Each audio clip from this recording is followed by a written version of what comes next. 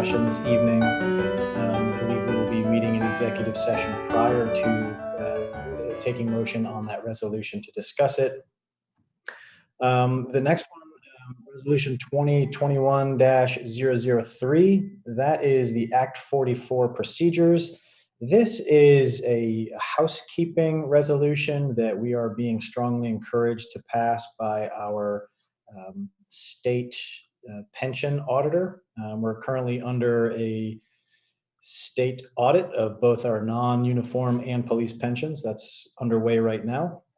And this came about as a suggestion from the auditor asking us to pass this. It's not a requirement, but it's strongly encouraged. If we don't have these procedures, they would put that in an audit finding.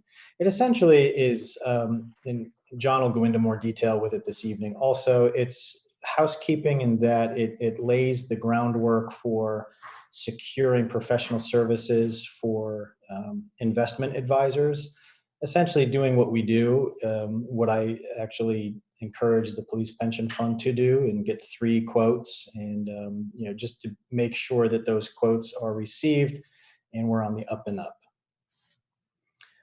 The other thing that we're looking at is, I forgot to put that on the agenda, but I'll touch on it.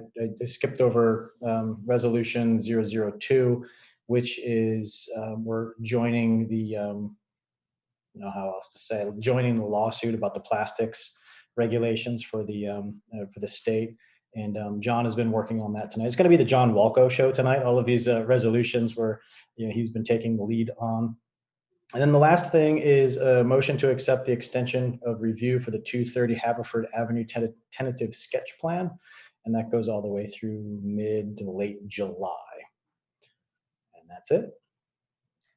Thanks, Matt. I know I have comments for both sketch plan issues, but I think I'll just hold those, particularly given the fact that we only have about 25 minutes until the larger meeting. Mona, I think you had a question about Act 44, and Fred, I see your hand up. So why don't we start with you? Just the audit that's going on for the pension plan, that's just a routine every few years the state does it? Yeah, I believe it's every 3 years. They come in, and this has been my whirlwind of about 2.5 weeks of blowing up my email and phone calls, and I need this now, and Michelle Carroll and I have been working on providing a lot of this documentation for them. And the challenging thing about this is that it's for time, like right in that transition time when Sean and I had come on. And so many of these records, this is like the last audit of the old way of doing things.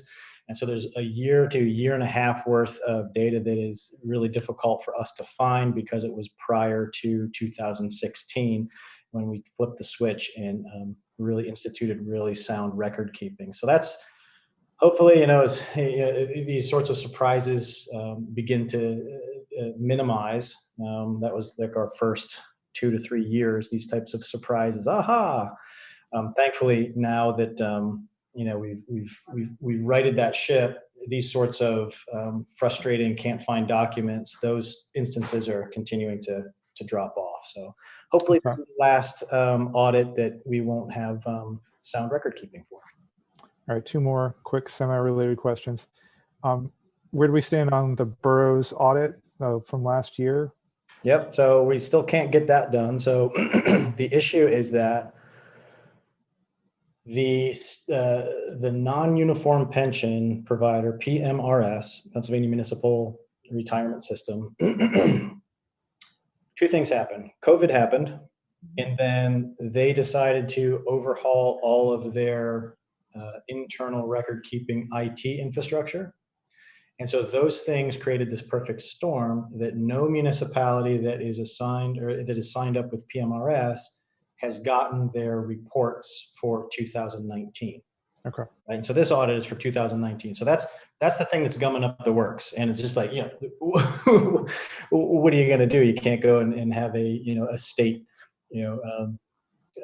organization, where's our report? We're one of, hundreds that haven't gotten it. So as soon as we get that, we're kind of, just kind of sitting here waiting for that document to appear. And then the audit for 2019 should be done. Okay.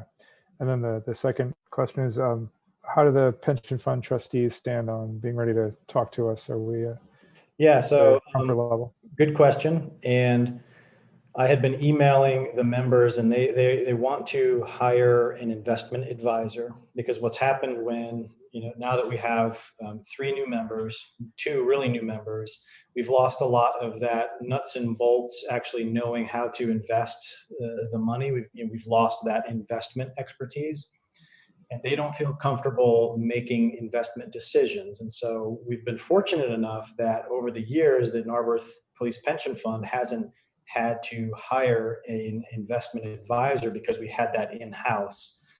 But now we don't have that expertise, and so they're interested in hiring that professional service now. And this all happened right when the state auditor showed up, and he dropped the Act 44 resolution on me. And I was like, wait, what is this thing, right? And so I was trying to manage both the auditor and the police pension fund. I told the police pension fund folks, just hold off a minute, go in a holding pattern until I can figure this Act 44 thing out, because it points to hiring professional services, and it outlines procedures that the borough should take to do that. So I looped in John Walco. He reviewed it. He said, we're all good. And thankfully, one of the new members of the police pension fund is also an attorney who is intimately involved in municipal pension management. He's like, oh yeah, I'm aware of Act 44. What we are going to do is going to be compliant to Act 44. So they're going forward, and they are going to be hiring an investment advisor. After which, getting to your question, after which they will be in a position to better understand council's wishes and listen to them as to how they should make those updates to the pension. Okay.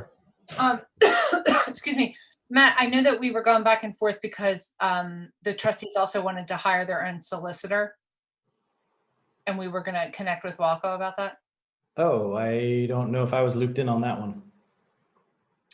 Yeah, because I said, no, I said, I'm almost positive you can hire your own counsel, because for civil service, for example, we had our own solicitor, and you said yes. And then you were back, hold on, I think we should hold off on that. Let me loop on. That wasn't for a solicitor. That was for a financial advisor. Oh, I thought they said counsel.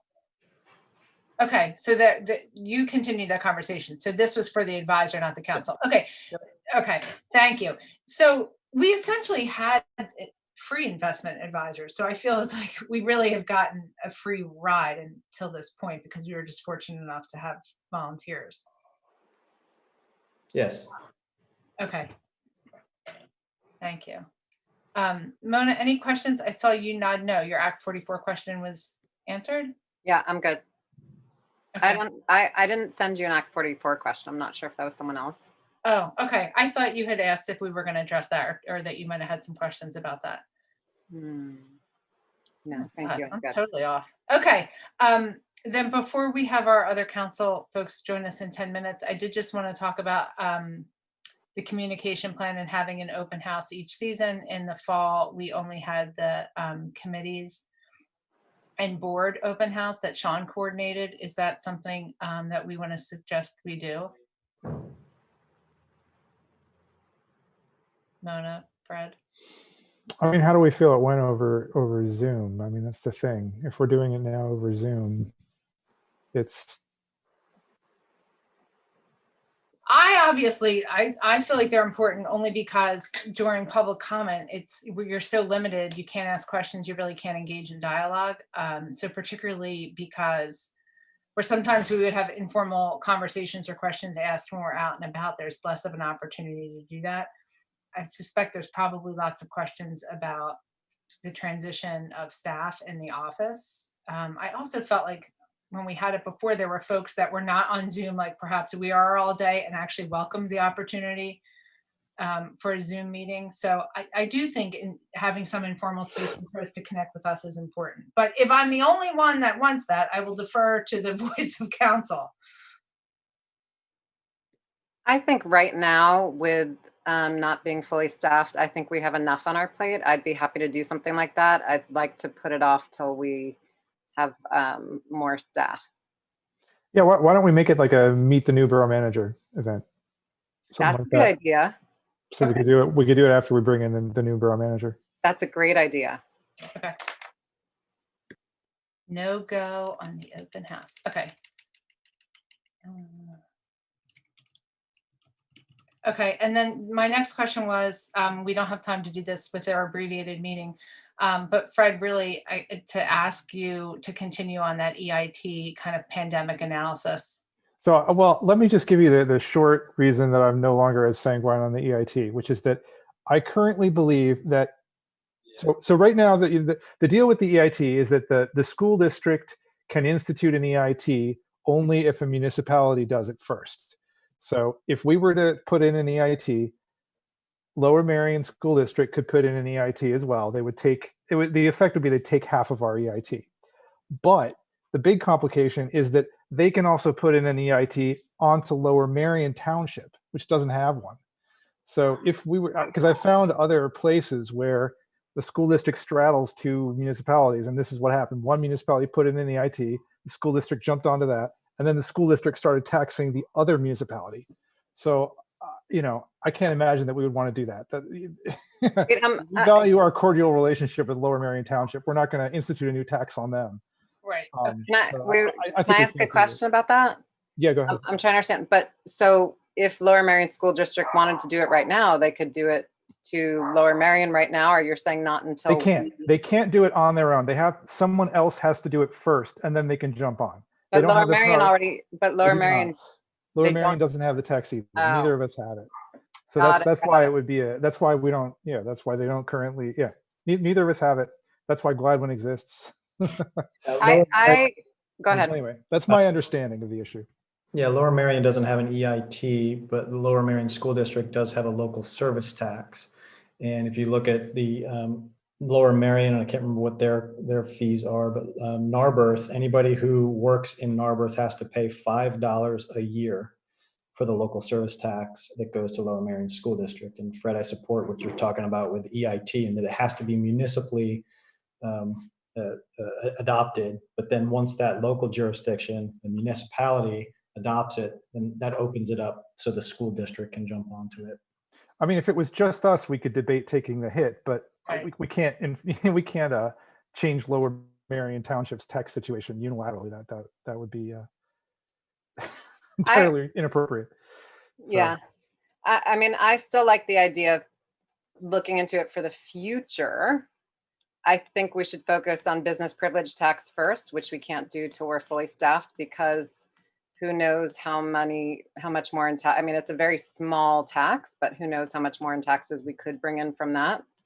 But I also think I like the idea of looking into the earned income tax for the future, because from an equity issue, I just think, it's a flat tax, but it would, we're going to have to keep raising our property taxes and have one of the highest property tax rates around.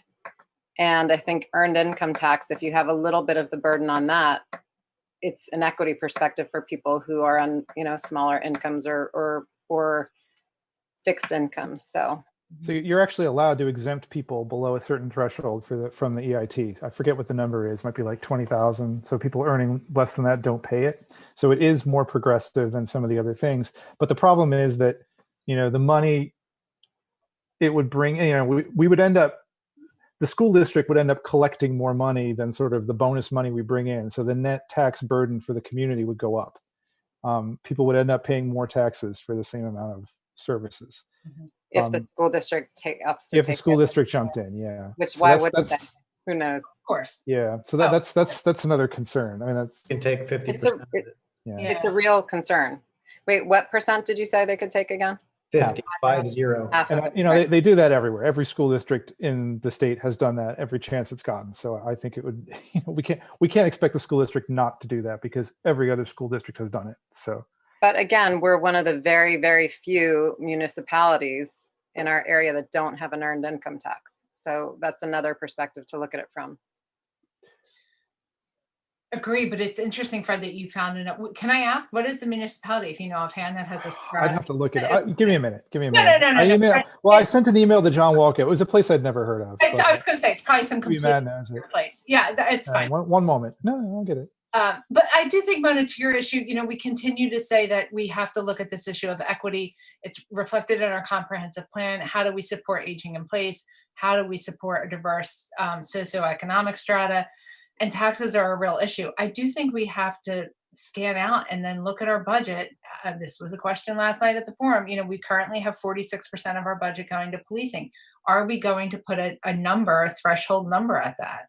And if not, what is our tax plan? What is our plan to pay for that? And right, that conversation's on hold until we have that new contract and we understand what those numbers are.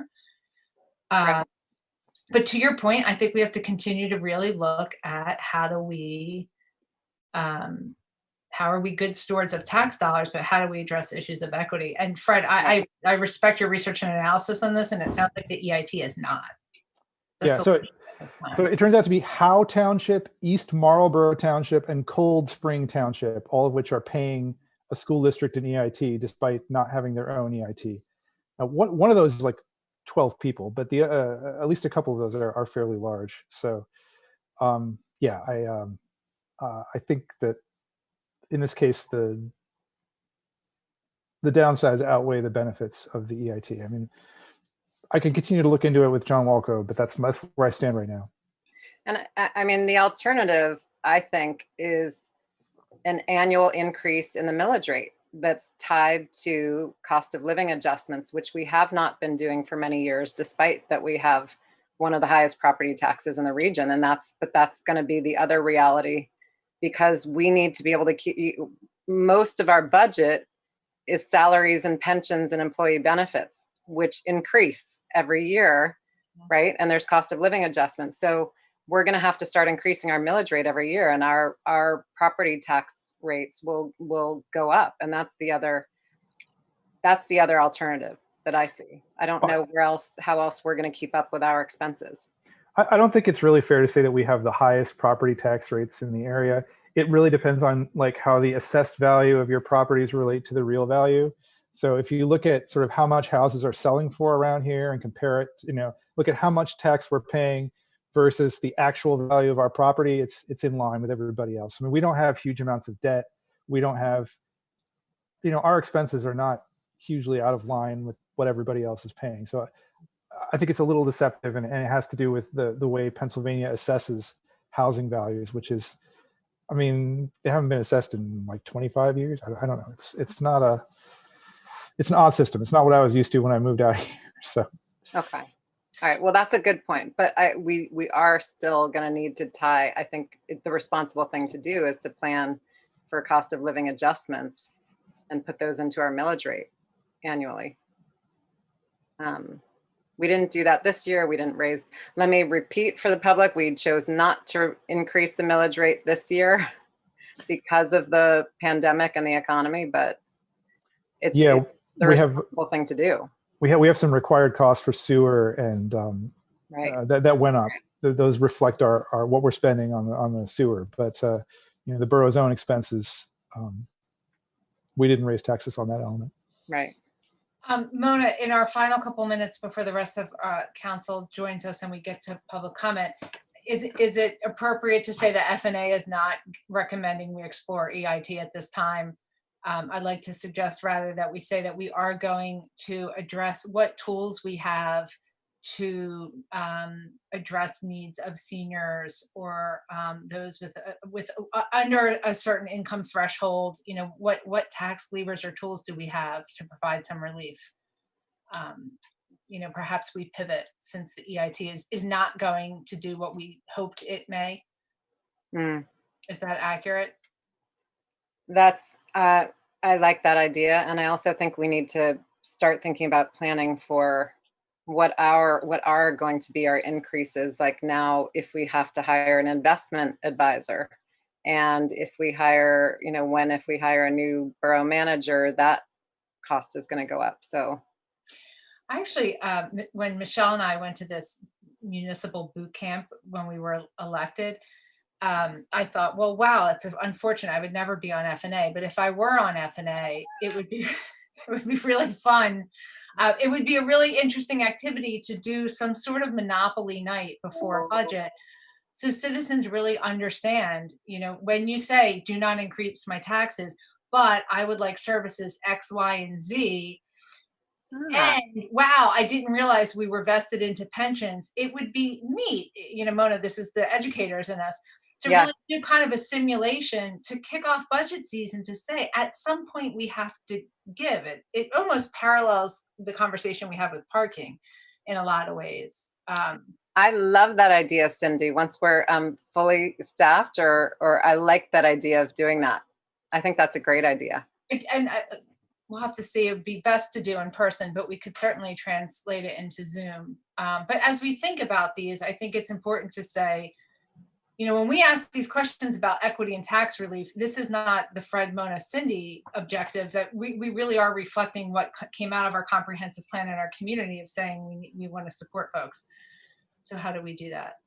Yeah, I mean, I don't think it's realistic to plan to maintain the same level of services that we're having now at a flat cost, given that people's, the cost of insurance, the cost salaries, they go up every year. So,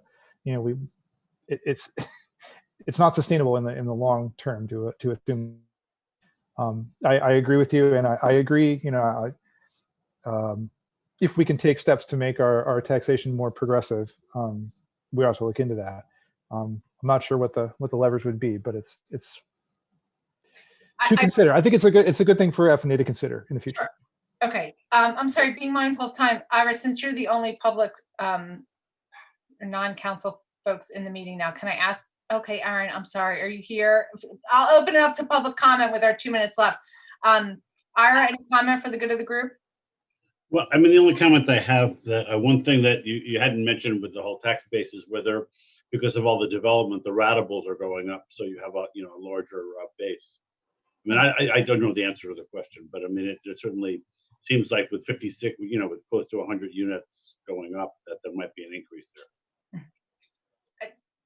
Absolutely, and that's actually a really important point to bring up, as folks rightfully are concerned about change and development. We really need to understand, if we want to support our downtown, then we need to provide more people. I mean, we are so fortunate to still have small shops and store owners that require more people. Additionally, if you want all these extra services, you need more tax dollars, and apartments are a way to do that.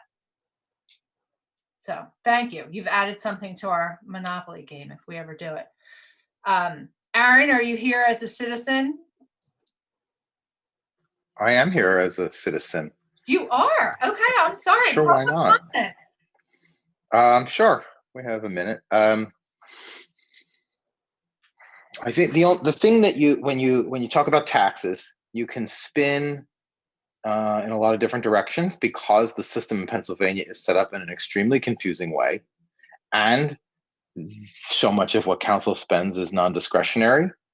I think the way to look at, is government being responsible? Is it keeping in a fully built out community like ours? So it's not converting from a farming town to a built up suburbia, but is it keeping line with inflation? Or, are your debt levels stable? It's complex, and it's hard to sort of just have a talking conversation about it, because it's deep in Excel, but you can throw the millage rate right out the window, and the number is meaningless. You can throw the assessed values right out the window.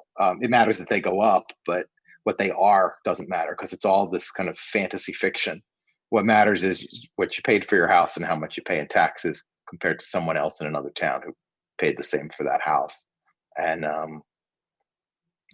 I think that people are voting with their feet. If Narberth wasn't keeping pace, then they wouldn't be paying more and more for houses in Narberth.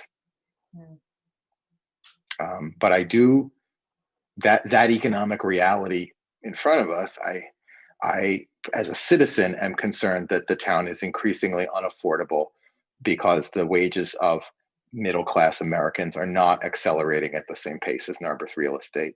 And I moved here because it was a town of real people, and I'd like it to stay that way.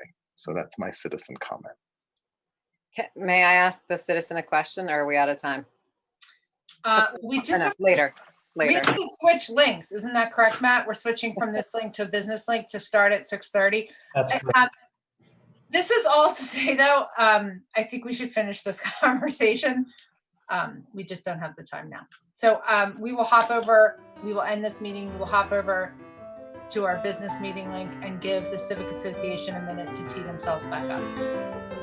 Thank you. Okay, thanks all.